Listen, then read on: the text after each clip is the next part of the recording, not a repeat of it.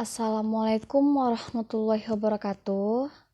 Kembali lagi bersama saya Fitria Lolovita. Jadi di sini saya akan melanjutkan pembahasan materi yaitu mengenai sistem informasi sumber daya manusia dan sistem informasi sumber daya informasi.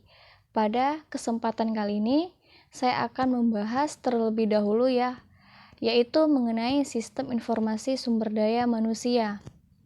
Nah, jadi kalau di sini dikatakan bahwa sistem informasi sumber daya manusia itu adalah sebuah sistem yang digunakan dalam mengelola personil yang ada di dalam sebuah perusahaan. Jadi sebenarnya setiap perusahaan, baik itu perusahaan yang besar ataupun yang kecil, itu biasanya memiliki fungsi sumber daya manusia yang menangani banyak proses khusus yang berhubungan dengan personel perusahaan. Sistem yang digunakan dalam mengelola personel itu tadi disebut dengan sistem informasi sumber daya manusia atau disebut juga dengan istilah yaitu Human Resource Information System, atau ada juga yang menyebutkan dengan istilah SDM yaitu jadi selama bertahun-tahun itu sebenarnya eksekutif dari manajemen Puncak itu agak kurang menekankan pada sistem informasi sumber daya manusia ini gitu.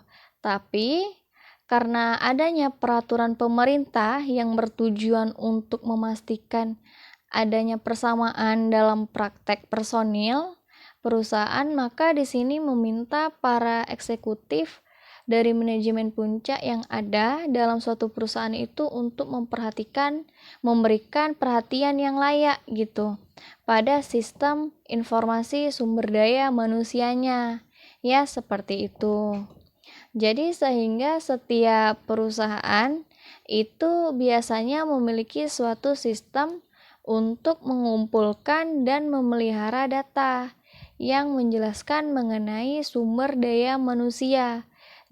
Nanti bisa mengubah data tersebut menjadi informasi dan melaporkan informasi itu sendiri kepada pemakai. Nah, itu yang disebut dengan sistem informasi sumber daya manusia atau SDM Kemudian selanjutnya ini berbicara mengenai struktur organisasi pada suatu perusahaan.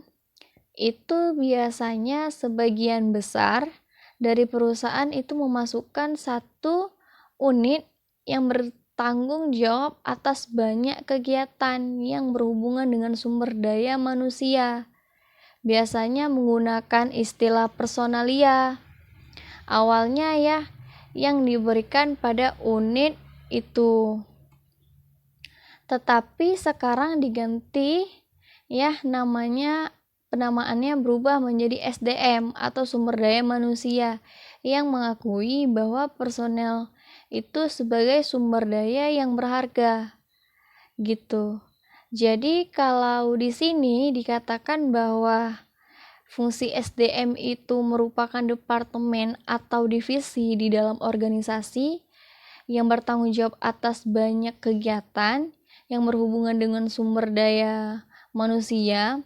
Kemudian biasanya manajer sumber daya manusia ini nantinya dapat menjadi wakil presiden direktur gitu. Tapi jabatan direktur itu lebih populer sehingga biasanya menggunakan istilah direktur sumber daya manusia yang menjelaskan orang yang bertanggung jawab atas SDM atau sumber daya manusia ini.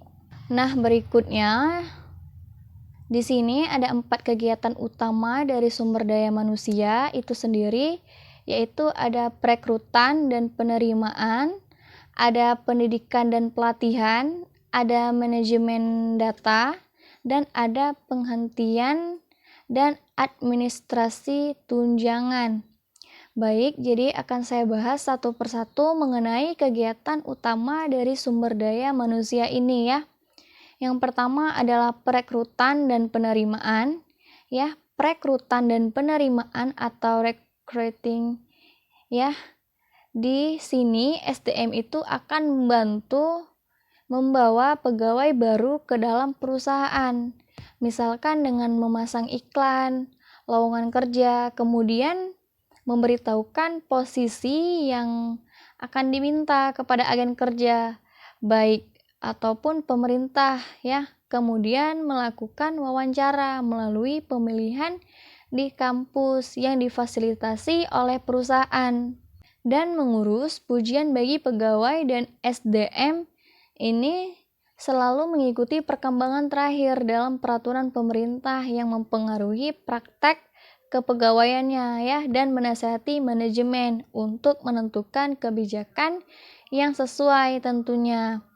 Oke, yang kedua adalah pendidikan dan pelatihan.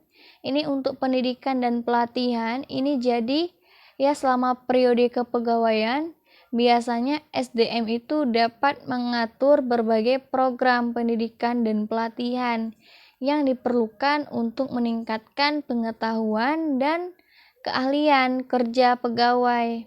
Gitu. Contohnya misalkan ada anggota staf SDM itu dapat membantu analisis sistem dalam melatih pemakai selama tahapan penerapan dari siklus hidup sistem misalkan ya. Kemudian kalau ada pelatihan-pelatihan yang digunakan untuk meningkatkan pengetahuan dari karyawannya itu, nah nanti akan bagi si karyawan tersebut nanti akan diajukan oleh SDM ya. Kemudian yang ketiga adalah manajemen data. Nah, manajemen data di sini maksudnya adalah SDM itu akan menyimpan database yang berhubungan dengan pegawai.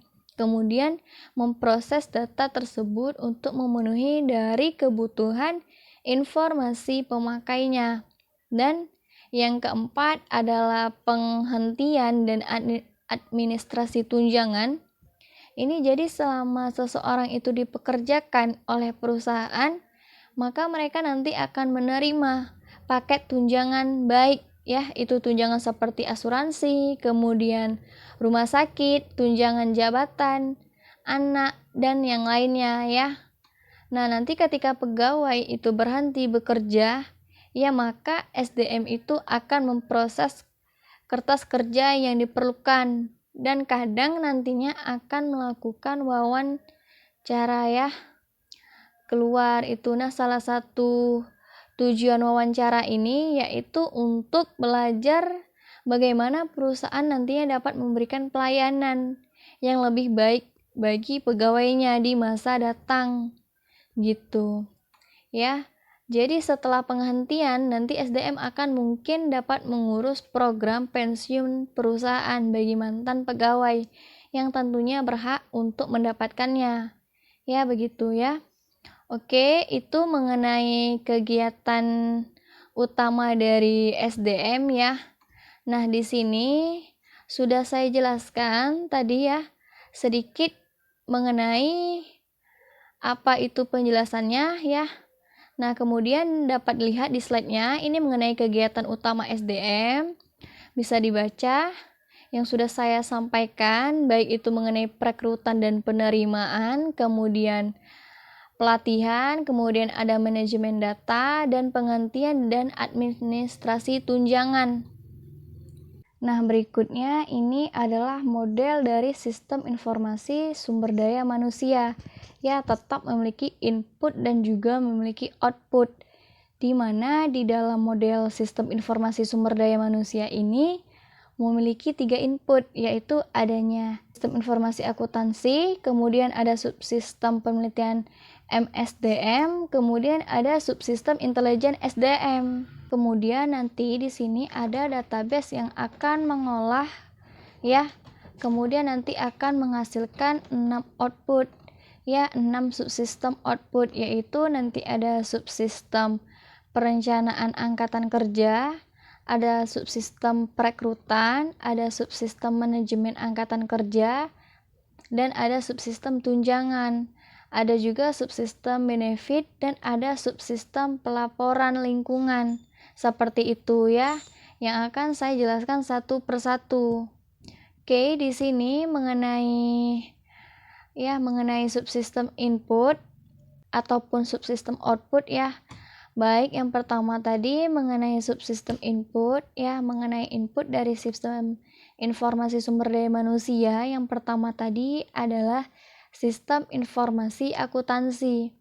Jadi dalam sistem informasi akuntansi di sini data yang ditangani oleh sistem informasi sumber daya manusia itu merupakan campuran dari elemen-elemen data personil dan data akuntansinya ya. Nah, di sini ada dua data, yaitu data personal dan data akuntansi. Nah, kalau untuk data personal di sini dikatakan relatif lebih permanen dan bersifat non keuangan ya. Contohnya seperti ada nama pegawai, jenis kelamin, tanggal lahir, pendidikan, dan jumlah tanggungan. Oke, kemudian elemen data personil ini biasanya diciptakan oleh SDM pada waktu penerimaan pegawai baru ya biasanya, dan nanti akan diperbarui selama pegawai itu bekerja pada perusahaan gitu. Jadi data yang serupa juga nantinya akan disimpan untuk pegawai yang pensiun nantinya untuk data personel. Nah, yang berikutnya yang kedua adalah data akuntansi. Kalau data akuntansi ini lebih bersifat keuangan ya, dan cenderung lebih dinamis dibandingkan dengan data personel tadi. Contohnya seperti apa ya? Contohnya seperti upah per jam, kemudian gaji bulanan, pendapatan, dan juga pajak penghasilan tahun yang berjalan. Ya, jadi di sini nanti sistem informasi akuntansi yaitu menyediakan data akuntansi bagi sistem informasi sumber daya manusia ini ya, sehingga nanti database itu bisa berisi mengenai gambaran yang lengkap, baik itu dari sumber daya personil maupun sumber daya keuangan dan non keuangan ya gitu. Jadi walaupun arus data akuntansi penting ya, maka bagi sistem informasi daya manusia sekarang data-data akuntansi sebenarnya itu tidak sepenting dahulu ya. Oke, berikutnya ini yang kedua adalah mengenai inputnya ya. Yang kedua adalah subsistem penelitian sumber daya manusia. Jadi untuk subsistem penelitian sumber daya manusia, di sini dia mengumpulkan data melalui proyek penelitian khusus ya. Contohnya di sini seperti penelitian sukses ya, kemudian ada analisis dan evaluasi jabatan, dan juga ada penelitian keluhan. Nah, yang pertama adalah penelitian sukses. Siapa yang dimaksud dengan penelitian sukses? Ini itu ya, jadi penelitian sukses itu dilakukan untuk mengidentifikasi orang-orang di dalam suatu perusahaan yang merupakan calon bagi posisi yang akan tersedia. Jadi, di sini mungkin seorang kepala departemen yang akan pensiun mungkin ya, dan manajemen puncak nanti ingin mengetahui siapa nanti yang dapat menjadi kandidatnya gitu, untuk nantinya dapat dipertimbangkan ya, untuk dipromosikan untuk mengisi dari jabatan tersebut gitu. Kemudian contoh yang kedua ya, jadi di sini mempelajari setiap jabatan dalam suatu area untuk menentukan lingkup dan untuk juga mengidentifikasikan pengetahuan dan keahlian yang diperlukan. Dan yang ketiga adalah penelitian keluhan atau grievance study ya. Jadi di sini membuat tindak lanjut atas keluhan yang disampaikan pegawai untuk berbagai alasan. Jadi kalau ada pegawai yang ada keluhan apapun dalam kerjanya ya, atau selama bekerja, nanti akan ditampung begitu ya. Begini, mengenai sistem informasi ini ya, tadi ya, subsistem penelitian sumber daya manusia. Oke, nah kemudian berikutnya ini adalah yang ketiga, yaitu input, yang itu subsistem intelijen sumber daya manusia. Jadi kalau subsistem intelijen sumber daya manusia ini ya, nantinya itu akan mengumpulkan data berhubungan dengan sumber daya manusia dari lingkungan perusahaan ya. Nah, elemen lingkungan yang menyediakan data-data ini itu bisa seperti pemerintah, kemudian masyarakat keuangan dan pesaing masyarakat keuangan ya. Ada kesalahan tulisan di sini. Nah, di sini maksudnya ya, dimaksud dengan berbagai lingkungan yang ada. Yang pertama yaitu mengenai pemerintahan di sini nanti akan menyediakan data dan informasi yang membantu perusahaan untuk mengikuti berbagai peraturan ketenagakerjaan gitu ya. Kemudian yang kedua adalah pemasok. Pemasok di sini mencakup perusahaan seperti perusahaan asuransi yang biasanya memberikan employee benefit dan lembaga penempatan lulusan universitas ya, serta agen tenaga kerja yang nantinya berfungsi sebagai sumber pegawai baru gitu. Oke, jadi para pemasok ini nanti akan menyediakan data dan informasi yang memungkinkan perusahaan melaksanakan fungsi ya, urutan dan penerimaan begitu ya. Kemudian ada juga di sini serikat pekerja. Serikat pekerja di sini nantinya akan memberikan data dan informasi yang digunakan di dalam mengatur kontrak kerja antara serikat pekerja dan perusahaan. Ya, kemudian ada masyarakat global. Maksudnya dari masyarakat global di sini adalah menjelaskan, menyediakan informasi ya yang mengenai sumber daya lokal seperti perumahan, pendidikan, dan rekreasi. Nah, informasi ini nantinya digunakan untuk merekrut pegawai di dalam baik skala lokal, nasional, ataupun internasional gitu, dan juga untuk mengintegrasikan pegawai yang ada di dalam komunitas lokalnya ya. Nah, kalau untuk masyarakat keuangan ini maksudnya adalah masyarakat di sini nanti akan memberikan data ya, informasi ekonomi yang digunakan di dalam perencanaan personil. Dan yang terakhir di sini ada pesaing-pesaing, ya maksudnya adalah bahwa di dalam suatu industri tertentu itu yang memerlukan pengetahuan dan keahlian ya sangat khusus. Itu seperti industri komputer, terjadi perpindahan pegawai yang sering dari satu perusahaan ke perusahaan yang lain.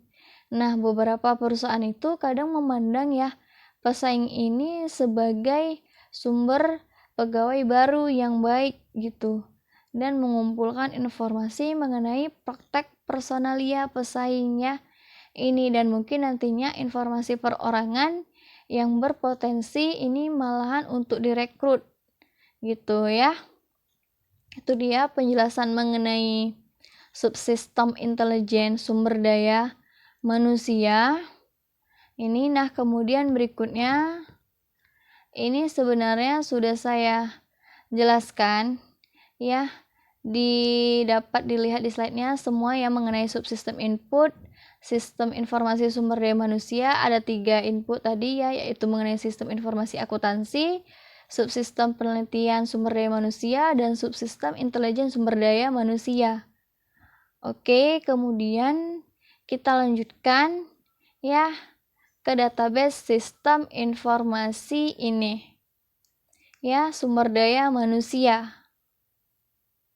Oke, harusnya ya di situ. Jadi kenapa di sini muncul database sistem informasi sumber daya manusia? Jadi di sini karena adanya atom, semakin meningkatnya kerumitan masalah yang berhubungan dengan personel. Mungkin semakin banyaknya pegawai ya dalam satu perusahaan, ini disebabkan oleh banyaknya yang peraturan dari pemerintahan, kemudian mungkin meluasnya pilihan benefit ini ya membuat penyimpanan data dalam komputer itu sebagai suatu keharusan, yaitu salah satunya melalui database.